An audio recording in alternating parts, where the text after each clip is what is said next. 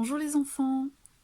Aujourd'hui je vais vous raconter un conte plein de sagesse qui se situe en Amérique du Sud et qui s'intitule Rodrigo et les petits papiers de Eina B, illustré par Éric Puybarré aux éditions de La Martinière Jeunesse. Rodrigo était si vieux qu'on ne comptait plus les rides qui sillonnaient son visage. Il en avait tant qu'elles finissaient par se croiser, comme les chemins qu'il avait autrefois parcourus. Pendant 50 ans, le vieil homme avait traversé villes et villages, hameaux et fermes isolés. Il s'était aventuré dans des forêts hostiles, avait affronté des mers agitées et grimpé les plus hautes montagnes. Rodrigo voyageait léger, jamais il n'emportait de souvenirs. Il se contentait de cueillir les mots, les sourires et la connaissance des choses.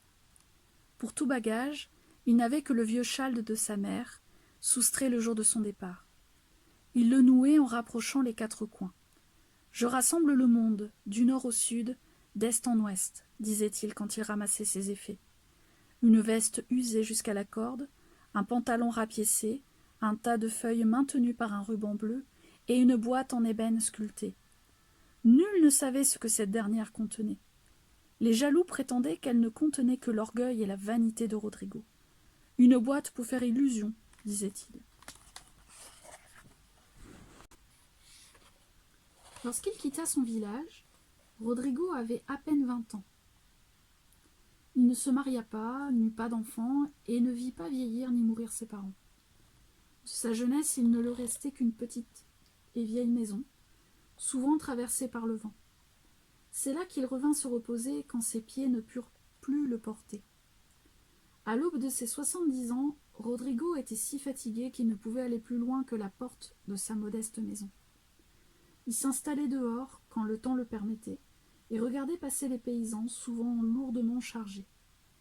C'est à cette rude vie dans les champs qu'il avait voulu échapper, en partant loin d'ici. Tous savaient la vie qu'il avait eue, modeste, mais riche de rencontres et de découvertes. On l'admirait, on l'enviait aussi. Beaucoup auraient voulu quitter ce bout de terre hostile en été comme en hiver. Un matin, un petit garçon aux joues roses et aux cheveux ébouriffés se présenta devant lui. Il resta un long moment silencieux, puis demanda : « C'est vrai que tu as vu les ours blancs ? As-tu mangé des escargots ? Es-tu allé jusqu'aux étoiles ?» Rodrigo se contenta de répondre avec un sourire et un geste de la main. Il invitait Pablo à s'asseoir près de lui. « Tu m'as l'air bien curieux. Tu me rappelles le petit garçon que j'étais il y a de cela fort longtemps. C'est parce que j'avais si faim de savoir que j'ai quitté le village. Je sentais qu'il y avait des choses merveilleuses à découvrir de l'autre côté de la montagne. Je n'ai pas croisé d'ours blancs ni voyagé jusqu'aux étoiles, mais j'ai vu bien d'autres jolies choses. Veux-tu que je te raconte ?» Le petit garçon acquiesça. « Sais-tu qu'il existe un pays ?» Ainsi commença Rodrigo, ce jour-là et tous les autres qui suivirent. Après la classe, Pablo se précipitait chez le vieil homme, s'asseyait près de lui et ouvrait grand les oreilles. Pendant de longues heures, Rodrigo lui contait les merveilles du monde. De temps en temps, il sortait son paquet de vieilles feuilles. Doucement, il dénouait le ruban, qui les maintenait bien serrés les unes aux autres, et les caressait du bout des doigts. Les yeux émerveillés de Pablo y admiraient des paysages étranges, des visages inconnus et des animaux qu'il rêvait désormais de voir un jour. Le jeune garçon apprit qu'il y avait des milliers de langues différentes, des peuples de petite taille et d'autres très grands, que les peaux de tous les hommes n'étaient pas semblables à la sienne. Il y en avait des plus clairs, mais aussi de beaucoup plus foncés. Il y en avait même des endroits où la nuit durait 6 longs mois et le jour tout autant. Si tu savais comme le monde est beau. Pablo en apprit tout autant auprès de Rodrigo qu'il éveilla la curiosité de ses camarades d'école. Ainsi, ils étaient chaque jour plus nombreux à venir écouter le vieil homme. Dans la fragile maison de bois, les saisons passaient lentement, habillées des rires et des voix d'enfants. Mais l'âge pesait chaque mois davantage sur le corps de Rodrigo. Bientôt, il lui devint presque impossible de quitter son lit, ce qui le rendait triste, lui qui avait tant voyagé. Pablo et ses amis continuaient à lui rendre visite, car ils s'étaient pris d'affection pour lui. Pour tous, il était devenu El Abuelo. qui en espagnol veut dire grand-père. Quand ils ouvraient la porte, Rodrigo les priait de la garder grande ouverte. « Mes enfants, laissez-moi respirer la vie et les saisons. » Le reste du temps, le vieil homme ne voyait plus de monde. Du monde qu'un bout de ciel, parfois gris, parfois bleu, coincé dans l'unique fenêtre de sa maison.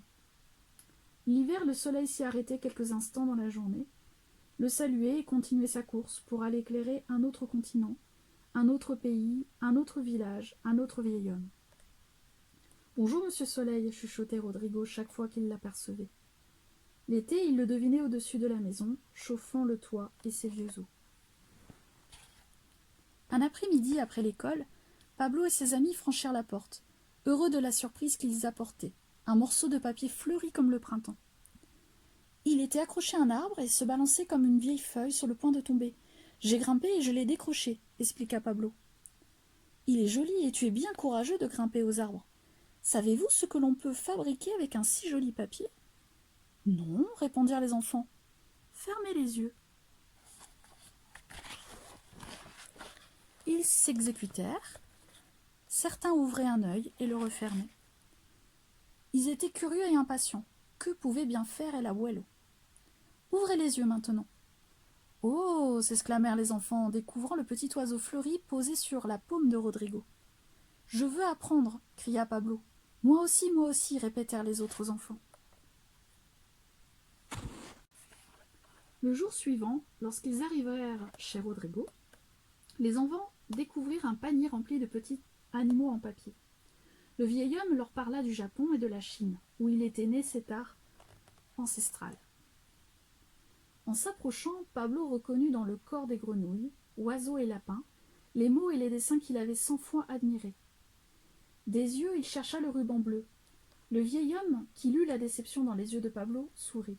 « Tout ce qui était dans ces vieilles feuilles est à jamais en moi, en toi et en tous tes amis. Ne sois pas triste. »« Je veux apprendre à faire des oiseaux. Je les aime plus que tout, » l'interrompit Amalia, une petite fille d'ordinaire très réservée. « Alors qu'attendons-nous » chantonna Rodrigo. Les enfants mirent tant de cœur à l'ouvrage que très vite la nouvelle se répandit dans le village. Les habitants curieux venaient admirer les créations du vieil homme et des enfants. Rodrigo était heureux d'avoir autant de compagnie. Au fil des jours, l'unique pièce de la vieille bâtisse s'emplit de dizaines d'oiseaux de papier. Lorsqu'il n'y eut plus de place où les poser sans les abîmer, Rodrigo se demanda ce qu'il pourrait bien en faire. Il se souvint alors de sa boîte d'ébène sculptée.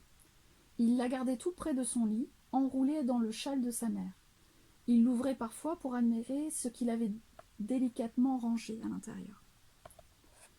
Doucement, il se pencha et tendit les bras. « La voilà !» Il tourna la clé et souleva le couvercle, retenant son souffle. « Il ne faut pas qu'elle s'envole » chuchota-t-il à l'oreille de Pablo. Dans le petit coffre, protégé par du papier, de soie, s'entassaient, bien serrées, 1000 plumes. Des bleus, des roses, des jaunes, de petites plumes douces et légères, récoltées au cours de ses voyages. Il en avait trouvé dans les nids ou sur les chemins, tombés alors qu'un oiseau s'envolait.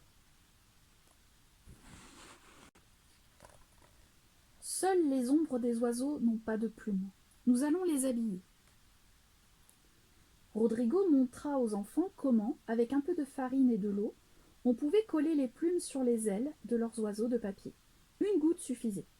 Il s'y flottait comme un rossignol du printemps. Il était heureux. On aurait même dit qu'il rajeunissait un peu. « Rodrigo, crois-tu qu'ils pourront s'envoler maintenant qu'ils ont des ailes ? On ne garde pas des oiseaux prisonniers, tu dois les libérer. »« Ce ne sont que des oiseaux de papier, Amalia. Jamais ils ne se poseront sur un arbre ni ne feront de nid. Et puis comment pourrais-je les libérer ? Je suis moi-même prisonnier de ma maison. » La fillette fit la moue et s'éloigna, un petit oiseau au creux de sa main. Les beaux jours s'en allaient doucement et la saison des grands vents s'installait au cœur de la vallée. De son lit, Rodrigo entendait les branches craquer et les feuilles tourbillonner. Il imaginait les arbres voûtés, les hommes peinant à avancer. La neige serait bientôt là, posant sur les champs et les maisons son lourd manteau blanc. Un matin, Rodrigo fut réveillé de très bonne heure. Le soleil se levait à peine. À sa porte se tenaient Pablo, ses amis et leurs parents. Entrez, invita-t-il. Vous êtes bien nombreux aujourd'hui. Mon père et mon frère vont te porter jusqu'en haut de la colline, lui annonça Pablo. Nous ne sommes pas assez forts pour le faire nous-mêmes. De là-haut, vous pourrez libérer vos oiseaux, ajouta la maman du garçon. C'est un jour de grand vent, celui des migrations, précisa Amalia. Une larme coula sur la joue de Rodrigo. On fit entrer une chaise et on l'y installa. Sur ses genoux, on posa un large panier en bambou tressé recouvert du châle de sa mère. Les enfants y mirent tous les oiseaux de papier. Le vent venait de l'ouest. À la fois doux et puissant, il poussait le cortège le long du sentier, jusqu'au sommet de la colline. Là, Rodrigo se redressa, découvrit son panier et invita les oiseaux de papier à prendre leur envol. « Bon voyage !» disait-il à chacun. « Bon voyage !» répétaient les enfants et leurs parents en chœur. Ce fut une belle journée, la plus belle de l'année. Quand on le ramena chez lui, Rodrigo observa la boîte en ébène. Elle était vide à présent, et le vieil homme n'avait pas d'autre trésor à y cacher. Que pouvait-il en faire? Mais encore une fois, Amalia, la petite fille qui aimait tant les oiseaux, eut une idée. Nous allons la remplir de graines de courge séchées, et nous la déposerons sur le bord de la fenêtre avant de nous en aller. Quand nos oiseaux de papier seront de passage durant leur long voyage, ils se rappelleront de nous et viendront y manger.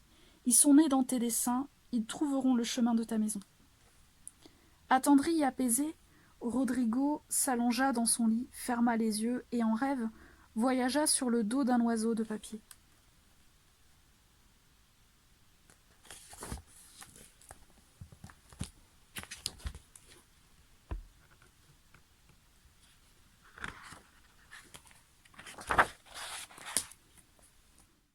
Et vous découvrirez à la fin de ce conte comment réaliser des petits oiseaux en origami comme dans l'album.